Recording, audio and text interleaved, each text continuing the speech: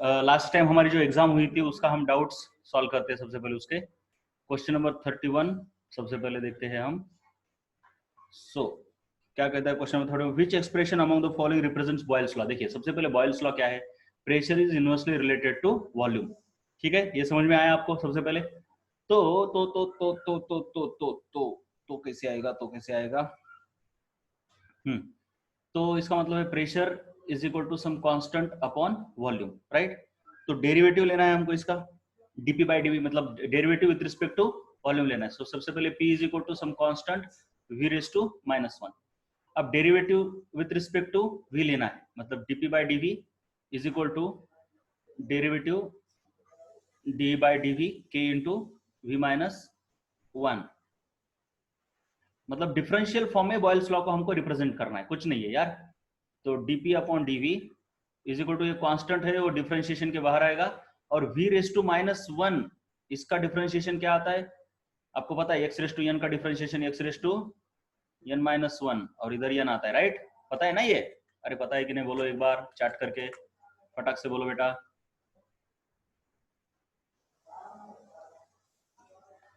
हाँ ठीक है, तो ये जो है ना k into v raise to -1 है, तो क्या आएगा -1 वी रेज टू -1 ऐसे आएगा बेटा, राइट। तो ये dp upon dv is equal to -k, ये -k और v रेज टू -2 हुआ। तो -k भी तो एक नया कांस्टेंट है ना, उसको भी हम कुछ k डैश बोल देते हैं। So dp by dv is equal to some k dash और v रेज टू -2 यानी v स्क्वायर। तो काम खत्म। कौन सा ये, या फिर -k, उन्होंने -k ही रखा है तो कोई फर्क नहीं पड़ता यार, ये कुछ भी रखो, -k बाय v स्क्वायर। तो कौन सा आपका बी ऑप्शन करेक्ट आता है, B option is your correct answer. समझ में आया, राइट। चलिए, जिसको लिखना है वो स्क्रीनशॉट निकाल ले, फटाक से स्क्रीनशॉट निकाल ले। मैं अगला वाला क्वेश्चन बताने जा रहा हूँ। Where are the chats? Question number doubt 31, 32, 40, 41 PDF टाकलं सर कालच फर्स्ट वन। ठीक है, 31, 32, 32, which of the following will not contain Avogadro number of molecules. Avogadro number मतलब 1 मोल। 1 मोल का मतलब क्या होता है बेटा, 1 मोल कहां पे होता है, 22.4 एट एसटीपी। कार्बन डाइऑक्साइड है आपका 22.4 डीएम क्यूब, लेकिन टेम्परेचर दिया है 27 डिग्री सेल्सियस, तो ये एसटीपी नहीं है ना, एसटीपी में टेम्परेचर होना चाहिए 0 डिग्री सेल्सियस, तो पहले में नहीं है। दूसरा 44 ग्राम ऑफ कार्बन डाइऑक्साइड, हाँ 44 ग्राम ऑफ कार्बन डाइऑक्साइड कितने भी टेम्परेचर पर लेकर जाओ इसको, इसका मोलार मास ही दिया है ये, तो सिंपल सी बात है यार। नंबर ऑफ मोल्स कितने हो रहे हैं दूसरे ऑप्शन में, नंबर ऑफ मोल्स होता है मास अपॉन मोलार मास, तो मास दिया है कार्बन डाइऑक्साइड का 44 और मोलार मास भी 44 है, तो सिंपल सी बात है 44 ग्राम ऑफ कार्बन डाइऑक्साइड मतलब 1 मोल। 1 मोल का मतलब ये होता है अवोगाड्रो नंबर ऑफ मॉलिक्यूल्स उसमें है। तो B option, which of the following will not contain, तो ये ऑप्शन सही है आपका। ए ऑप्शन मतलब ए ऑप्शन में अवोगाड्रो नंबर ऑफ मॉलिक्यूल्स नहीं होंगे, नहीं होंगे। लेकिन 32 में जो डी ऑप्शन दिया है उसमें अवोगाड्रो नंबर ऑफ मॉलिक्यूल्स बिल्कुल होंगे, बिल्कुल होंगे, क्यों नहीं होंगे, देखते हैं कैसे। अरे देखो जरा, प्रेशर पॉइस क्या है आपको ये पता है, PV is equal to NRT होता है, राइट। डी ऑप्शन देख लेते हैं, PV is equal to NRT. So number of molecules, number of moles यानी क्या है, पीवी अपॉन आर टी। तो सिंपल सी बात है, प्रेशर कितना दिया है देखो, आप करके भी देख सकते हो। प्रेशर दिया आपको 2 एटमोस्फियर, वॉल्यूम आपको दिया है 11.2 लीटर, आर है 0 लीटर एटमोस्फेयर में लेना चाहिए आर को 0.082, और टेम्परेचर कितना दिया है आपको 273 केल्विन। चलिए इसको सॉल्व करके देखिए, इसका आंसर नियरली 1 आता है, नियरली 1। कैसे आता है देखिए, ये 2 पॉइंट्स इधर खिसका, ये 2 पॉइंट इधर खिसका, ठीक है। 8 इंटू 2.7 मतलब 8 इंटू 24 आएगा नियरली, और 11 इंटू 2 नियरली 22 आता है, तो ये कैंसिल होके 1 ही आता है। सो नंबर ऑफ मोल्स इसमें 1 आए ना, अरे आए कि नहीं बोलो एक बार, क्लियर हुआ क्या? आपको बोला है 11.2 litre of CO2 at 2 atmosphere and temperature 273, इसमें कितने मोल है, तो पीवी इक्वल टू एनआरटी से निकाल सकते हैं हम। बोलो जरा, अरे बोला करो यार, अगर नहीं समझा तो नहीं बोलो। 22.4 म्हणजे पण 1 मोलच ना, हो ना. 22.4 लीटर म्हणजे 1 मोल. यस, बिल्कुल सही बात है. लेकिन कहां? एट एसटीपी ना बेटा, एट एसटीपी ना. 22.4 DM cube at 27 degree Celsius दिया है. एसटीपी थोड़ी है वो. एसटीपी का मतलब 0 डिग्री सेल्सियस या फिर 273 केल्विन. समझ में आया शुभम? फटाक से बोला करो यस और नो. नो है तो नो भी बोलो, जिससे मैं डिटेल में जाके बताऊंगा. शुरू में मैं क्या करता हूं, बहुत ही फास्ट बताता हूं, क्योंकि वो कंसेप्ट हुआ है आपको ऑलरेडी. और अगर नहीं समझ में आया तो फिर मुझे पूरा उस कंसेप्ट के डेप्थ में जाना पड़ेगा ना. हाँ, उसके बाद कौन सा है आपका क्वेश्चन नंबर 40 और 41. 40 क्या कहता है? Calculate number of electrons present in 1.4 gram of die nitrogen gas. अरे ये सब आना चाहिए बेटा. 1.4 gram of die nitrogen gas क्या है इसमें? चलो चलो चलो चलो. हाँ, तो सबसे पहले नंबर ऑफ मोल्स देखिए. एक पता होना चाहिए आपको, डाई नाइट्रोजन मतलब N2 है. एक नाइट्रोजन के अंदर कितने इलेक्ट्रॉन्स होते हैं पहले वो बताओ मुझे. कम ऑन, चैट करके.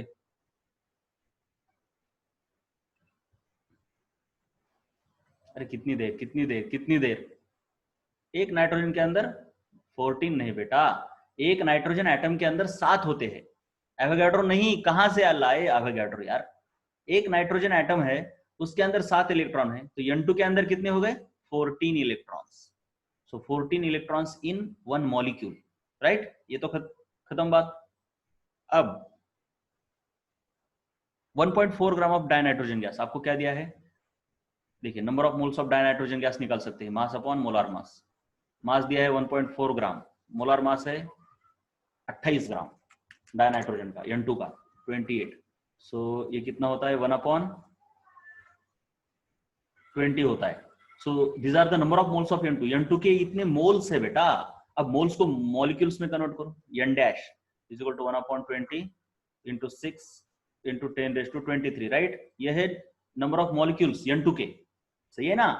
अरे सही है कि नहीं बोलो. इतने मॉलिक्यूल्स है. अब एक मॉलिक्यूल में 14 इलेक्ट्रॉन है, तो टोटल इलेक्ट्रॉन्स कितने हो गए? एक मॉलिक्यूल में 14 है, तो इतने मॉलिक्यूल्स में कितने? 1/20. ये तो मॉलिक्यूल्स ही है इतने. 6 इंटू 10⁻23 ये मॉलिक्यूल्स है N2 के. और एक मॉलिक्यूल के अंदर 14 है, तो पूरे के अंदर ये क्या झमेला. ये तो अब मैं फास्ट ले रहा हूं, लेकिन मुझे बताओ अब क्या करूं, क्योंकि ये सब हुआ है ना हमारा. क्विकली ही लूंगा मैं. ये 22 हो गया 10⁻22. सो 2 3 जा 6, 14 3 जा 42. सो 42 इंटू 10⁻22 नंबर ऑफ इलेक्ट्रॉन्स आ गए बेटा. तो आपका आंसर आता है सी ऑप्शन, क्योंकि उन्होंने दिया है कुछ ऐसे, यहाँ पे पॉइंट देंगे. सो 4.2 इंटू 10⁻23. चलो बात समझ में आई कि नहीं बताओ. अरे बोलो. नहीं तो नहीं बोलो, कोई प्रॉब्लम नहीं. नहीं तो नहीं बोलो, कोई प्रॉब्लम नहीं. चलो इसका भी स्क्रीनशॉट ले लो. स्क्रीनशॉट ले लो. लेकिन वही बोले बेटा जो ट्राई किए हैं. जिन्होंने पढ़ाई नहीं चैप्टर, वो क्या बोलेंगे. स्क्रीनशॉट फटाफट लिया करो. उसके बाद है आपके पास ये 41 हुआ. हाँ 41. A gas heated from this to this 273 Kelvin to 373 Kelvin at 1 atmosphere pressure. If the initial volume of the gas is 10 liter, its final volume would be. अरे क्या है यार इसमें? P1 V1 is equal to P2 V2. कुछ भी नहीं, कुछ भी नहीं है, कुछ भी नहीं. इसमें मैं कुछ बताने वाला हूं नहीं. मैं PV is equal to NRT का कंसेप्ट है. ये बहुत ही फालतू क्वेश्चन है. इसको तो बताना भी नहीं चाहिए. इसको बताना मतलब पाप है बेटे, पाप है. ठीक है, बोलो Shubham. PV is equal to NRT से करना यार. इनिशियल प्रेशर वॉल्यूम दिया है, कुछ भी नहीं है. PV is equal to NRT. P1 V1 is equal to N1 R T1 divided by P2 V2 is equal to N2 R T2. ऐसे कर दो. हाँ शुभम, आपका ही डाउट है ना ये? तो मुझे ही बताओ इसमें कोई प्रॉब्लम है क्या? बोलो.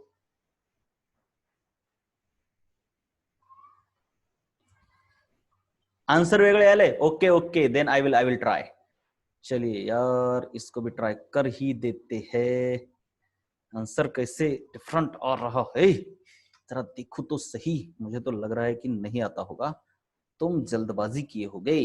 तो सिंपल सी बात है यार, कुछ भी नहीं है। आपको क्या है, PV is equal to NRT का इस्तेमाल करना है और यहाँ पे लिखना है P1 V1 N1। आर को लिखने की जरूरत नहीं है, वो कांस्टेंट है, डिवीजन करने के बाद वो तो चला जाएगा, भाग जाएगा, खत्म हो जाएगा, लिखने की जरूरत ही नहीं है। N2 T2 तो इज इक्वल टू, चलिए पहला कितना प्रेशर है भैया, 1 एटमोस्फेयर। अब प्रेशर तो चेंज किया ही नहीं है, तो प्रेशर भी लिखने की जरूरत नहीं है, प्रेशर भी लिखने की जरूरत ही नहीं है। It is heated at 1 atmosphere बोला है, सो प्रेशर तो कोई चेंज नहीं किया। वॉल्यूम फाइनल निकाला है, इनिशियल वॉल्यूम कितना दिया है 10, if the initial volume is 10 litre. अरे फाइनल वॉल्यूम हमको निकालना है, नंबर ऑफ मोल्स भी कुछ चेंज नहीं हुए इसमें, तो इसको भी नहीं लिखना है। टेम्परेचर बस 273 से 373 किया यार, 273 इनिशियल है, 373 फाइनल है। तो अब V2 is equal to 373 upon 273 into 10। समझ में आ रहा है ना कुछ? तो आपका क्या होगा 27, सो 10 मतलब 13.66 आएगा बस, मतलब अंदाजे से आप निकाल सकते हो यार। तो आपका 13.66 आना चाहिए, यही आ रहा है क्या? बोलो एक बार शुभम, आंसर यही दिया है ना? तो क्या इसमें क्या गलती है यार? यही है क्या आंसर? फटाफट बोला करो, टाइम वेस्ट नहीं करना यहाँ पे। हाँ फिर कहाँ पे गलती हो रही थी यार? इसमें क्या है, कुछ है ही नहीं इसमें। PV is equal to NRT है बेटा, PV is equal to NRT, कुछ भी नहीं है इसमें, क्या गलती हुई? हाँ डी क्यों आ रहा था तुम्हारा, क्यों डी आ रहा था भाई? 7.3 तो कहाँ से, वो ये उल्टा पुल्टा करने में तुम्हारी परेशानी हुई होगी, बस कुछ नहीं है। यहीं पे मार खा गए तुम, यहीं पे, यहाँ पे उल्टा पुल्टा कर दिया बस। सिंपल सी बात है यार, टेम्परेचर बढ़ा है तो वॉल्यूम बढ़ेगा, सही बात है ना? टेम्परेचर बढ़ाया तो वॉल्यूम तो बढ़ना ही चाहिए ना, क्यों? तो तुम्हारा वॉल्यूम कम क्यों हो रहा है? अरे वॉल्यूम कम क्यों हो रहा है तुम्हारा? नहीं होना चाहिए ना भैया। तो चलिए अब आगे चलते हैं हमने सभी के सभी रिएक्शंस अभी तक देख ली है, उनका प्रैक्टिस करना आपका काम है, बस इतना ही याद रखो। पीबी माजरी, अरे खूब ट्राई करा, अरे कुछ नहीं, ट्राई तुमने गलत किया ना बेटा। PB related Sunday paper, what is PB? PB what is PB? What is PB? Problem related Sunday paper, मतलब इसका भी प्रॉब्लम है क्या? कौन से बताओ।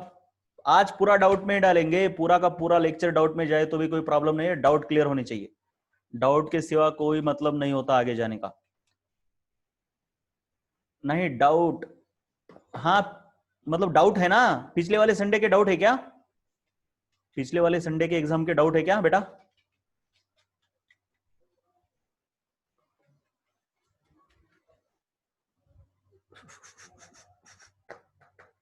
अरे डाउट है क्या? फोन करके बोलो अगर, चलो फोन करो।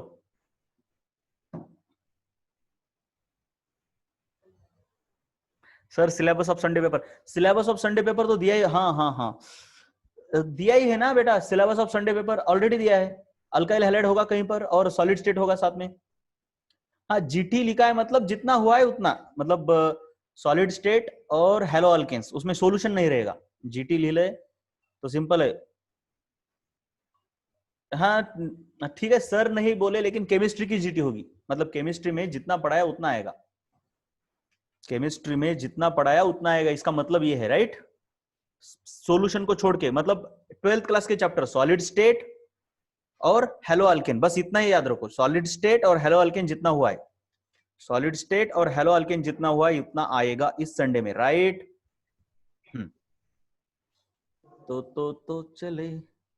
तो चले अब देखते हैं बेटा physical properties of alkyl halides. ये देखिए, ये जो मैं आज पढ़ाने जा रहा हूं वो हर चैप्टर में काम आने वाला है, हर चैप्टर में काम आने वाला है, तो ये बहुत ही खास लेक्चर है। ठीक है चलिए, now we discuss melting point. Physical property में क्या होता है यार, melting point, boiling point, solubility, solubility in water specially.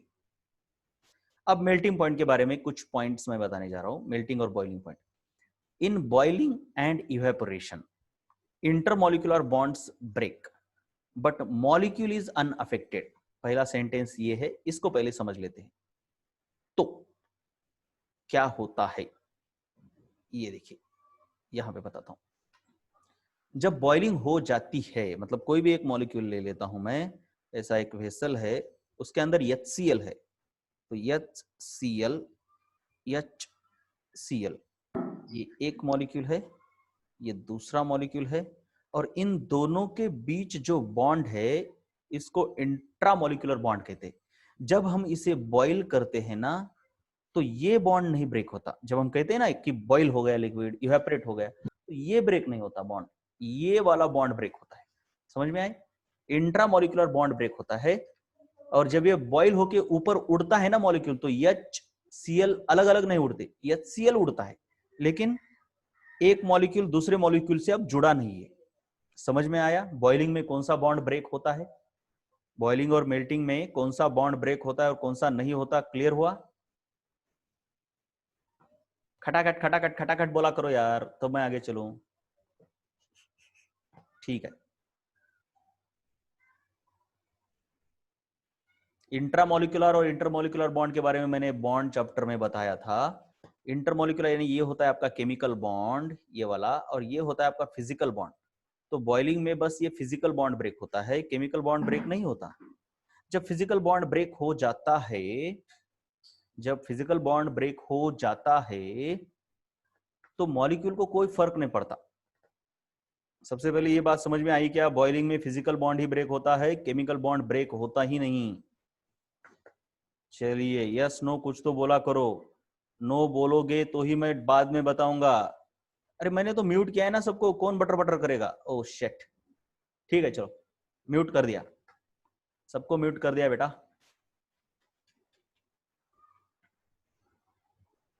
चलो तो आगे, पहला पॉइंट क्लियर है, पहला पॉइंट क्लियर है। चलिए आगे चलते हैं।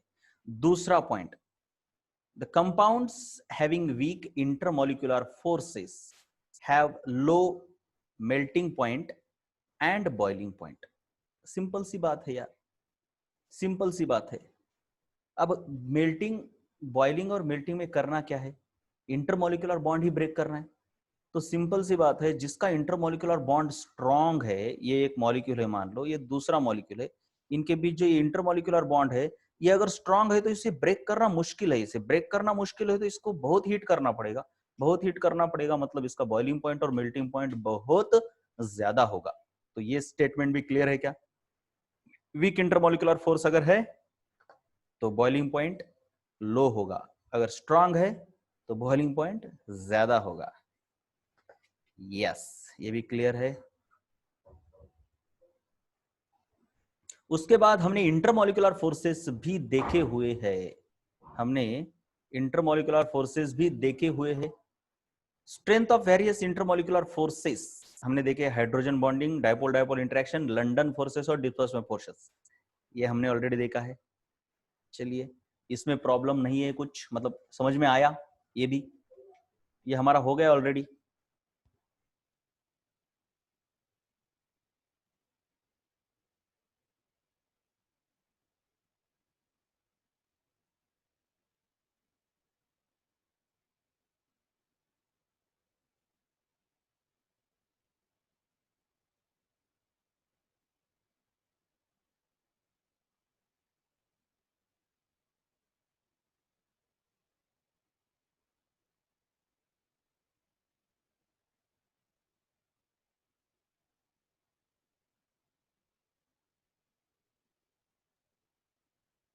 कधी कधी राहत पण होतं।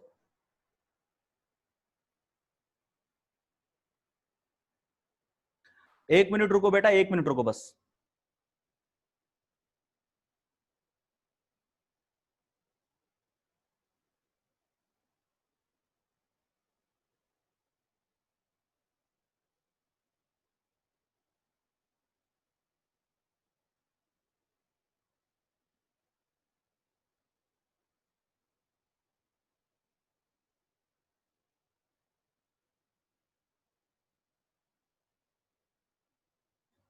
ओके चलो, वाइस आ गया वापस बेटा। चलो तो उसके बाद हमने क्या दूसरा statement, next statement, London forces are also called as van der Waals forces, ये भी याद रखो। London forces are directly proportional to surface area, ये स्टेटमेंट बहुत ज्यादा इंपॉर्टेंट है, बहुत ज्यादा इंपॉर्टेंट है। मॉलिक्यूल का सरफेस एरिया जितना बड़ा उतना लंडन फोर्सेस उतने ज्यादा होंगे। समझ में आया? अरे बोलो, समझ में आया क्या? कोई प्रॉब्लम है? ये चैट चला जा रहा है यार, बहुत बोर कर रहा है।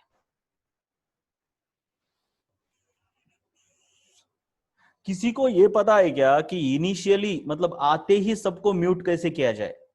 बाद में मुझे परमिशन देने की जरूरत नहीं हो, आते ही म्यूट, मतलब पार्टिसिपेंट आते ही म्यूट होके आए, ऐसा किसी को पता है क्या? सेटिंग कुछ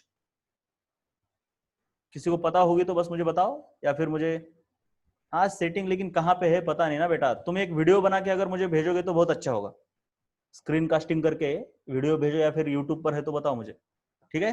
तो मुझे पता है सेटिंग में वो नहीं मिल रहा। अरे आप कौन अनम्यूट है यार, मैंने तो म्यूट कर दिया सबको। कहाँ कहाँ सबको तो म्यूट कर दिया मैंने, पार्टिसिपेंट्स बेटे, म्यूट ऑल, यस, कुछ नहीं है, नहीं है, कोई अनम्यूट नहीं है, सभी म्यूट है। यहाँ पे मुझे दिख रहा है ना, सभी के सभी म्यूट है, राइट? चलिए आगे, आगे वाला देखते हैं। चलिए तब तक trends in boiling point and melting point, ये बहुत इंपॉर्टेंट, सब चीजें बहुत इंपॉर्टेंट है। For various functional groups having similar molecular mass, यानी मोलार मास, मॉलिक्यूलर यानी मोलार मास अगर सिमिलर है तो बॉइलिंग पॉइंट का ट्रेंड कैसे होगा? सबसे ज्यादा कार्बोक्सिलिक एसिड का होगा। अगर सिमिलर मोलार मासेस है तो, सिमिलर मतलब किसी का 42 है, 43 है, थोड़ा बहुत तो फर्क होता है, लेकिन एक का 40 लोगे और कार्बोक्सिलिक एसिड का 40 लोगे और इसका 80 लोगे तो फिर कंपैरिजन नहीं हुआ ना बेटा, क्योंकि मोलार मास से बहुत ज्यादा फर्क पड़ता है। तो अगर सिमिलर मोलार मासेस है तो सबसे ज्यादा कार्बोक्सिलिक एसिड का बॉइलिंग पॉइंट होता है, फिर अल्कोहल, फिर अमाइंस, फिर अल्डिहाइड्स एंड कीटोन्स, फिर ईथर्स, फिर अल्काइल हैलाइड्स, और फिर सबसे कम हाइड्रोकार्बन्स। ये ऐसा क्यों है? क्योंकि बेटा इन पहले तीनों में हाइड्रोजन बॉन्डिंग है। सिंपल सी बात है यार, यहाँ पे हाइड्रोजन बॉन्डिंग होगी। हाइड्रोजन बॉन्डिंग कब होती है? जब hydrogen is attached to either oxygen और नाइट्रोजन और फ्लोरीन। ये पता है ना आपको, हाइड्रोजन बॉन्डिंग तब होती है। तो यहां पर हाइड्रोजन नाइट्रोजन से अटैच्ड है, यहां पर हाइड्रोजन ऑक्सीजन से अटैच्ड है, यहां पर ऑक्सीजन से अटैच्ड है, इसलिए इनके बीच हाइड्रोजन बॉन्डिंग है। इन तीनों के बीच डाइपोल डाइपोल इंटरेक्शन है। सिंपल सी बात है, क्यों है? कार्बन, ये देखिए एल्डिहाइड्स और कीटोन्स में ऐसा होता है, तो यहाँ पे डाइपोल क्रिएट हो गया ना, इसके ऊपर डेल्टा माइनस, इसके ऊपर डेल्टा प्लस, राइट? वैसे ही दूसरा कीटोन ऐसा हो गया, तो यहाँ पे डेल्टा प्लस, यहाँ पे डेल्टा माइनस, तो इनके बीच बॉन्ड, इंटरमोलिकुलर बॉन्ड जो होगा इसे बोलते हैं हम डाइपोल डाइपोल इंटरेक्शन। और हाइड्रोकार्बन में इलेक्ट्रोनेगेटिविटी डिफरेंस उतना होता ही नहीं, क्योंकि डाइपोल और हाइड्रोजन बॉन्ड फॉर्म होने के लिए इलेक्ट्रोनेगेटिविटी डिफरेंस होना चाहिए। अब वैसा तो है ही नहीं, ये हमने स्टेट्स ऑफ मैटर में बहुत अच्छे से देखा है और बॉन्ड में भी देखा है। तो हाइड्रोकार्बन्स में सिर्फ लंडन फोर्सेस होते हैं जो कि सरफेस एरिया के ऊपर डिपेंड करते हैं। चलिए, इसीलिए ये बॉइलिंग पॉइंट का ट्रेंड ऐसे है। सबको क्लियर है?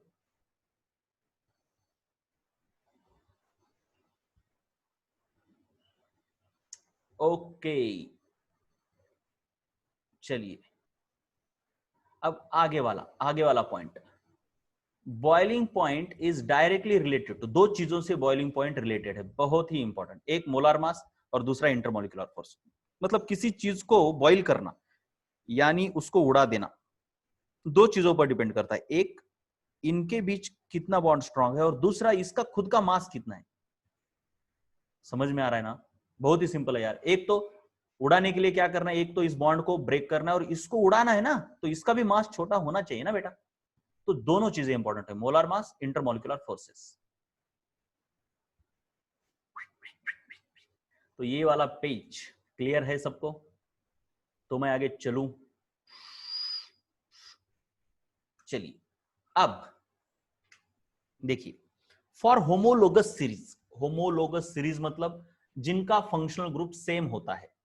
अब फंक्शनल ग्रुप अलग अलग है, तो सबसे ज्यादा कार्बोक्सिलिक एसिड है, उसके बाद है alcohols and amines, aldehyde, ketones, ethers, alkyl halides, hydrocarbon.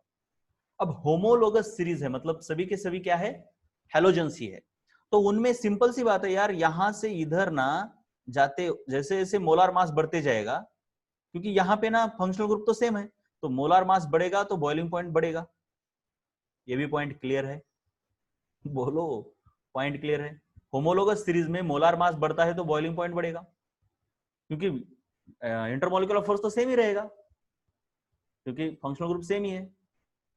उसके बाद इसलिए यहाँ पे सबसे ज्यादा बॉइलिंग पॉइंट इस बंदे का है, इससे छोटा ये है, इसके लिए इसका बॉइलिंग पॉइंट कम है, और इसके लिए उसके बाद सबसे कम इसका है, और ये इसका ट्रेंड है। अब ट्रेंड इन आइसोमर्स, अगर आइसोमर्स है तो मुझे सबसे पहले बताओ आप, दो लोग है, एक ऐसा, 1 2 3 4 5 6 7 8 9 9 कार्बन है, और दूसरा इसी, चलिए जरा आसान कर देता हूं इसको, ऐसा 1 2 3 4 5 6, और दूसरा है इसी का आइसोमर 3 4 5। तो मुझे बताइए कॉम्पैक्ट कौन है, मतलब कम जगह पर कौन बैठा है इन दो आइसोमर्स में, किसका सरफेस एरिया कम है, मतलब ऊपर वाले का या नीचे वाले का, 1 और 2?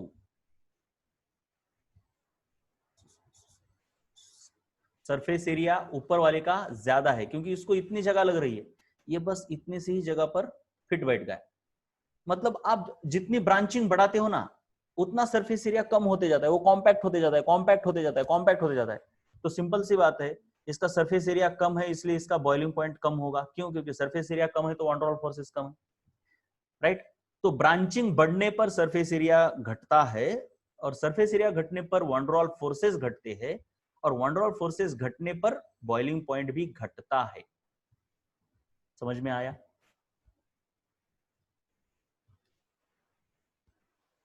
समझ में आया? ब्रांचिंग बढ़ने पर सरफेस एरिया घटता है, ये बहुत इंपॉर्टेंट है। So branched isomers have low boiling point, more branched isomers have less boiling point. Reason मैंने बताया, सरफेस एरिया कम हुआ, वन डर वाल फोर्सेस कम हुए, इसलिए बीपी यानी बॉइलिंग पॉइंट कम हुआ। ट्रेंड फॉर डिफरेंट हैलोजेंस, अलग अलग हैलोजेंस में देखा जाए तो सबसे कम बॉइलिंग पॉइंट फ्लोराइड का है, उसके बाद क्लोराइड का है, उसके बाद ब्रोमाइड और आयोडाइड।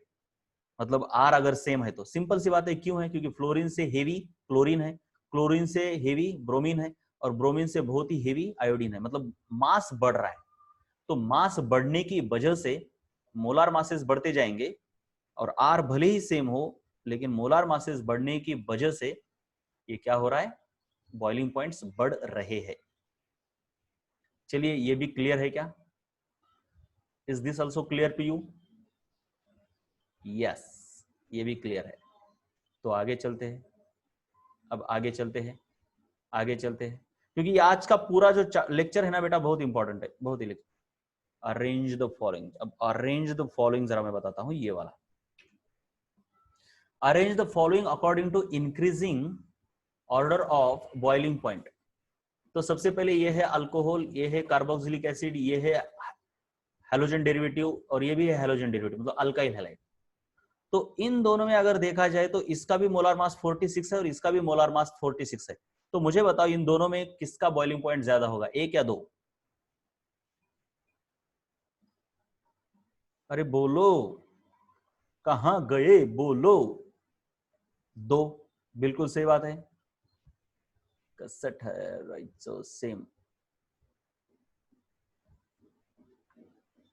ठीक है, दो, क्योंकि वो कार्बोक्सिलिक एसिड है, कार्बोक्सिलिक एसिड का बॉइलिंग पॉइंट ज्यादा होता है। सो 2 इज ग्रेटर देन 1, ये तो हमको पता चला। अब इन दोनों, अब ये तो इसका तो मास भी कम है, और ये तो अल्काइल हैलाइड है, तो ये तो सबसे कम होगा, तीसरा वाला तो सबसे कम होगा। अब इन दोनों में बताओ 3 और 4 में कौन होगा? 3 और 4 में कौन होगा? मैंने अभी अभी बताया है, 3 और 4 में, यस, 4 का बॉइलिंग पॉइंट ज्यादा होगा। क्यों? क्योंकि उसका मास ज्यादा है, दोनों हैलोजन है, नो प्रॉब्लम, मास ज्यादा है, इसलिए 4 का बॉइलिंग पॉइंट ज्यादा, 3 का कम। लेकिन अब इसका मास ज्यादा है, लेकिन ये कौन है, कार्बोक्सिलिक एसिड और अल्कोहल है। अब इन दोनों में डिसाइड करना मुश्किल है, वैसे तो मुश्किल है, लेकिन मुश्किल भी होगा तो फिर भी आपको कार्बोक्सिलिक एसिड को ज्यादा इंपॉर्टेंस देना पड़ेगा। लेकिन इतना मतलब हम बता नहीं सकते, क्योंकि कंपेयर नहीं कर सकते ना यार, ये कार्बोक्सिलिक एसिड है, लेकिन इन दोनों में क्यों नहीं कंपेयर कर सकते, क्योंकि इनका मोलार मास सिमिलर नहीं है ना। अलग अलग फंक्शनल ग्रुप में हम तभी कंपेयर कर सकते हैं जब इनका मोलार मास सिमिलर हो। अब मोलार मास ही सिमिलर नहीं है तो कैसे कंपेयर करेंगे, सही है ना। तो इसलिए इन दोनों के बीच कंपैरिजन नहीं हो सकता, इन दोनों के बीच और इन दोनों के बीच हो सकता है। क्या समझ में आया, ये समझ में आया। आइसोबार का सिंपल है, आइसोबार में जिसका मास ज्यादा है उसका बॉइलिंग पॉइंट ज्यादा। चलिए पहले तो इतना ही लिख लो बेटा, आज इतना ही काफी है आपके लिए, आज बहुत हो गया। ये यहां से लिख लो ठीक से, पहला पेज ए और दूसरा पेज ए, ये दो लिख लो।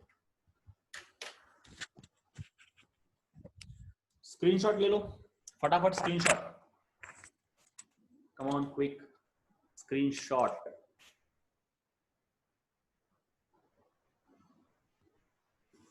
और लिखते बैठो।